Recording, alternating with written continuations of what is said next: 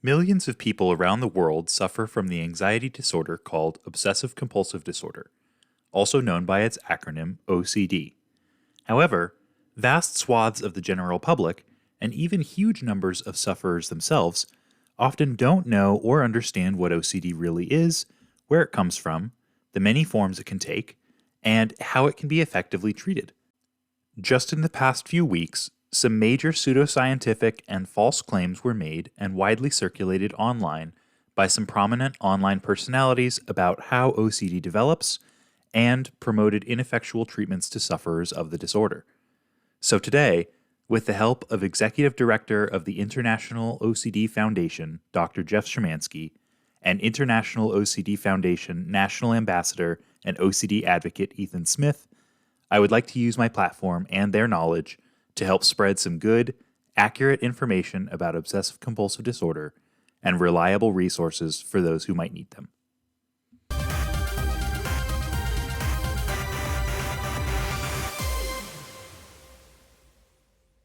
Hey all you bitizens of the internet, welcome to Learnabit. Today's video is the first in a short series of video interviews with Dr. Szymanski and OCD advocate Ethan Smith on obsessive compulsive disorder. Today, we're going to be addressing the topic of what OCD is and the many ways and subtypes it might manifest. The next video will be about what causes OCD, as well as debunking some myths surrounding OCD that are still being widely circulated.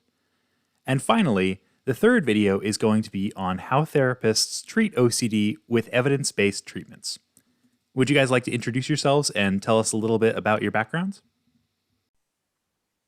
Sure. We'll cue Jeff to lead off. Hi, so my name is Jeff Szymanski. I'm currently the Executive Director of the International OCD Foundation. I trained originally as a clinical psychologist and in fact started in the OCD community working at the OCD Institute at McLean Hospital back in 2001. And then in 2008 took over the foundation, in large part because of what I was seeing in the OCD community in terms of just, it seems to be the disorder that's overlooked. There's effective treatment for it, but people don't have access to it. And so it's those kinds of issues that got me involved in running the foundation. And my name is Ethan Smith. I'm a national advocate for the IOCDF. Was born with OCD, struggled most of my life until reaching rock bottom and receiving life-changing treatment in 2010, after which I got involved with the IOCDF just at the conference, speaking on an advocate level, and slowly made my way through the advocacy program. Currently helping running it with Jeff and Liz McInvale. And by day, I'm a filmmaker. So I just wanted to say a huge thank you to you guys for being here, and let's get you guys into the digital world, shall we? There we go, much better. So I'm just going to run through a short list of questions, and hopefully we'll help the audience understand a little bit more about OCD. So the first question is, there's a common misconception that people have that OCD is just like hand washing or germophobia or checking the locks on the doors. So what actually is obsessive compulsive disorder? Yeah, the way I always answer this question to start is why I think there is a little bit of a misunderstanding about what OCD is. And so, for example, I can say I'm obsessed with Ethan. What does that actually mean? It means I like Ethan a lot. I do like Ethan a lot. I am a little obsessed with Ethan. That is not what obsessed means in obsessive compulsive disorder. Ethan, what's our definition of obsession in the context of OCD? Obsessions are unwanted thoughts, feelings, and images. Unwanted being the key word that one may experience during the day. These are thoughts that we don't want to be having, or images that we don't want to be having, that cause us great distress and anxiety, and can range almost in an infinite number of possibilities and subtypes and symptoms, way beyond what you just described in terms of hand washing and organization and things like that. Yeah, and so we can talk about some of the specific obsessions as we go along. Compulsions, so I compulsively organize my desk. I must be a little OCD. I'm compulsive about keeping things ordered. I'm a little OCD. How many times a day do you hear that, Ethan? What is actually a compulsion in the context of OCD? Yeah, well, first of all, you can't be a little OCD. That's like being a little dead. We like to say that. It's just a very, very cut and dry way of saying, yeah, you either have OCD or you don't. Compulsion is designed to alleviate the anxiety caused by the thought image associated with the obsession. And the reason you get caught in sort of the loop, sorry, I'll retake that from the beginning. Phone's ringing. Yeah, no worries. Or you can have my little character pick up a phone. Excuse me a minute. Yes, hello. I did one with Dr. Dean McKay where there was a dog that came in the room and was going around, and I was like, okay, let's keep it in. Actually, let's keep it in and figure out a way to incorporate it into the scene. Let me just tell this person not to call me. Yeah, Mr. Spielberg. Yes, hi. Yes, I'm not available right now. I'm in an interview, but I will call you later about directing the next Indiana Jones. Okay, bye-bye. Feel free to use that. Anyway. Love that. Love that. I think I actually will. Yeah. So no, like I said, compulsions are designed to alleviate the anxiety caused by the unwanted thoughts and images and feelings associated with it, basically to relieve the anxiety. Compulsions can manifest physically. I'm doing something physical to compulse, like you said, hand washing or checking, organizing. But people don't talk a lot about the mental compulsions associated with OCD as well, which is anything from rumination to rewinding, meaning I'm trying to play back a scenario or a situation that happened in an effort to reach some sort of conclusion or determine whether I did or didn't do something. Avoidance, it can manifest in a variety of ways in terms of mentally compulsing. But at the end of the day, compulsions in the beginning do relieve the anxiety to some extent, which is why those with OCD and myself continue to do them, because it does work at first. The problem is the more you compulse, the more that sort of feeds the OCD monster. The obsessions continue, the compulsions work a little bit less to relieve the anxiety until you're stuck in a pretty horrific feedback loop of obsessions and then compulsions to relieve the obsession. They only relieve it for a short amount of time, and then you're doing it all over again. And then the other piece of this is D. OCD. D actually stands for disorder. Very, very important. So even if you are listening to this, you hear some overlap. Disorder means that it is significantly interfering with your ability to live your day-to-day life. It's interfering with your ability to take care of yourself.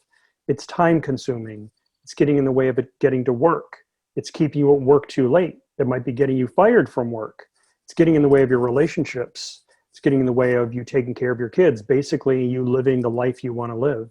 So it's distressing, it's time consuming, and it's, again, something that you don't want to be doing, but in the way that Ethan was talking about, at some point, I don't know what to do with all this anxiety. I got to do something. These compulsions help a little bit, but it, again, ends up becoming a cycle that takes your life over. And that's the big differentiator, is the disease or the dysfunction that's associated with OCD. We many times like to use a sports analogy where you can be obsessed about a sports team. You can love that team and can't wait for them to play. And you can even have compulsions, such as I have to watch every game. I can't miss a game, or I'm going to buy all the merchandise, or I'm going to go to a game.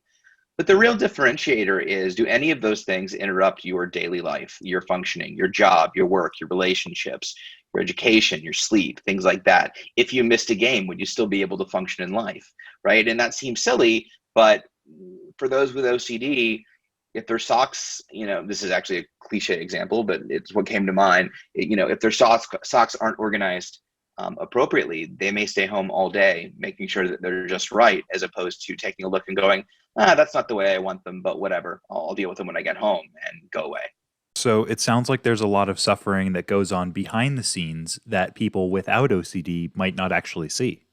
Yeah, I think that's one of the things that people don't understand about OCD is that people will go 5, 10, 20, 30 years of their life and not even know that they have OCD, or if they know they have OCD, they still suffer in silence. And so you don't hear or see people talk about the suffering associated with it because there's a lot of shame. There's a lot of, again, if I like baseball, if I'm obsessed with baseball, that's one thing. But if I'm having images of, if I don't perform a particular compulsion, my favorite baseball player is going to die, That's very different, right? So these are not thoughts that people want to have when they have OCD. These are not behaviors they want to engage in when they have OCD. When we talk about obsessed and compulsive in day-to-day language, these are preferences, these are quirks, these are things that you like. That is not what we mean when we're talking about OCD.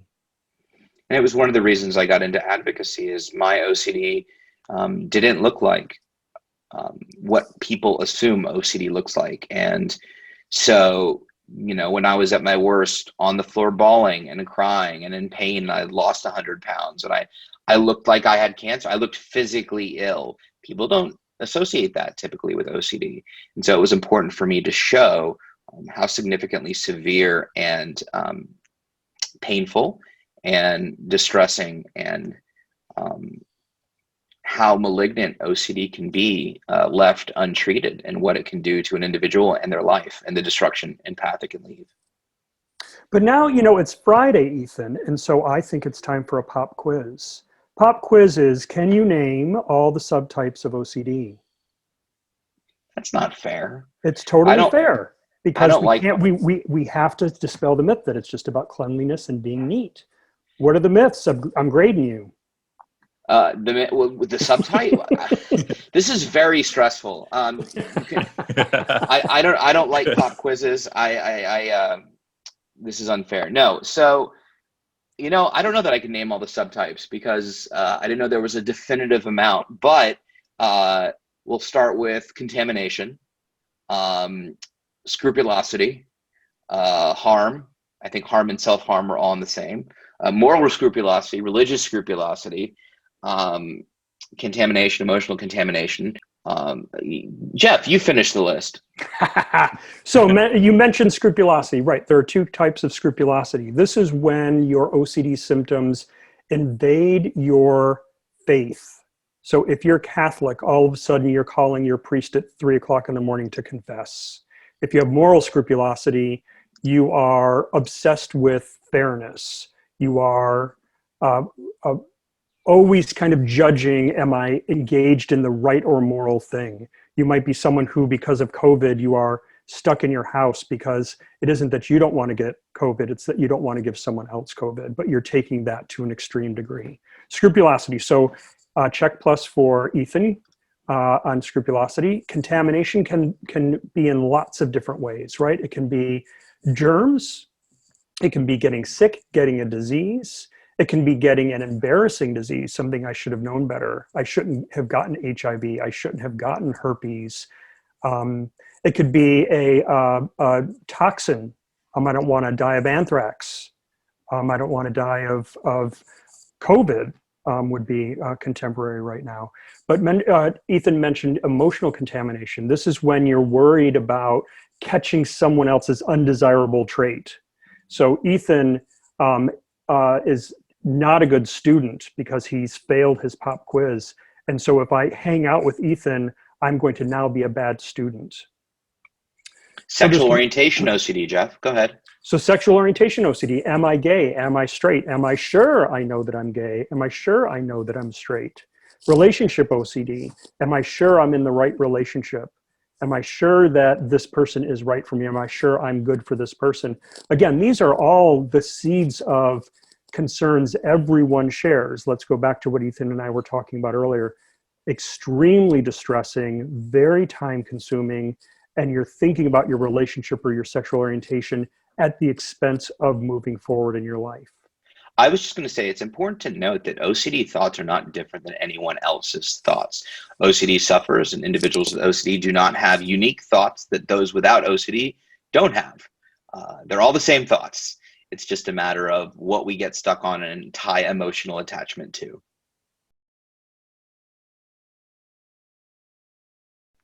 And so other thoughts, we all have violent thoughts on occasion.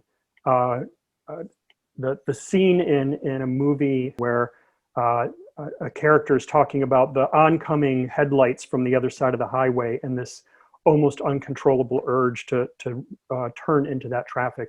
Everyone has violent thoughts, harm thoughts, sexual thoughts. For people with OCD, these can be intrusive. They can be extremely frequent and intense. and be the exact opposite of who you are, that you're imagining having sex with someone that you actually don't want to be having sex with, right? And these are, again, intrusive images that, again, are very unlike you. And so people will go to great lengths, whether it's checking or asking family members for reassurance. Are you sure that I didn't do anything? Are you sure that I'm okay and I'm not going to act out and become a serial killer? These are common themes in OCD. So clearly, there's a lot of unseen suffering that OCD causes, and many, many variants. And it won't always show up like you might expect, and often goes after and interferes with the things sufferers love the most. I hope you all learned a lot about what obsessive compulsive disorder is and what it can look like. The next video in this interview series will be coming out very shortly, and will be on what causes OCD, as well as busting some prevalent myths about the disorder that impede people from getting the proper treatment they need. Subscribe to my channel to make sure you don't miss it. Alright, I hope you guys enjoyed, and if you believe this video deserved a like or a comment, that would be greatly appreciated. This has been Learnabit. Thank you for watching, and I'll see you next time.